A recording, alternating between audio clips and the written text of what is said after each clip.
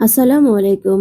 বিরিয়ানি লাভারদের জন্য সহজ একটি রেসিপি। ঘরোয়া উপকরণ দিয়ে ঝটপট তৈরি করে ফেলুন বিরিয়ানি।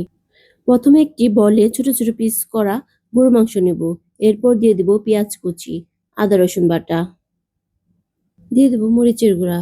আমার ঝাল ঝাল বিরিয়ানিটা খেতে ভালো লাগে তাই দিচ্ছি। আপনাদের যদি ভালো না লাগে দেবেন না, স্কিপ করবেন।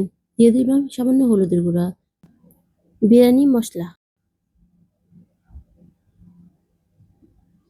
দিয়ে দেব পরিমাণ মতো লবণ। এরপর দিয়ে দিচ্ছি তেল,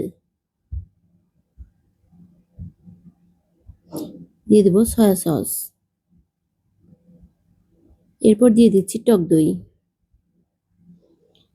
এটাকে এখন ভালোভাবে মাখাবো।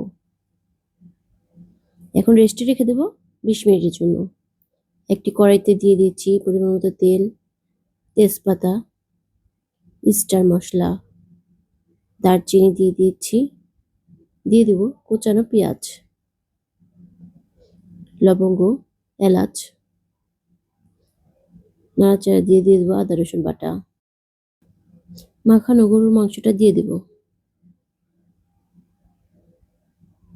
এরপর এটাকে ভালোভাবে নাড়বো।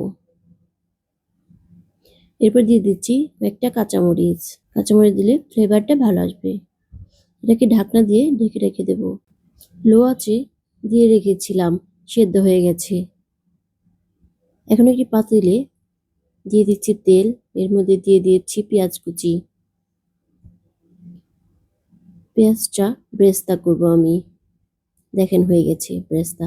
এই পাতিলে আমি দিচ্ছি দারচিনি, এলাচ, লবঙ্গ, পেঁয়াজ কুচি। এটাকে নাড়াচাড়া করব। একটু কালার আসলে দিয়ে দেবো আদা রসুন বাটা। এর মধ্যে দিয়ে দিচ্ছি পোলাওর চাল, জায়গা থাকতে আমি ধুয়ে রেখেছিলাম।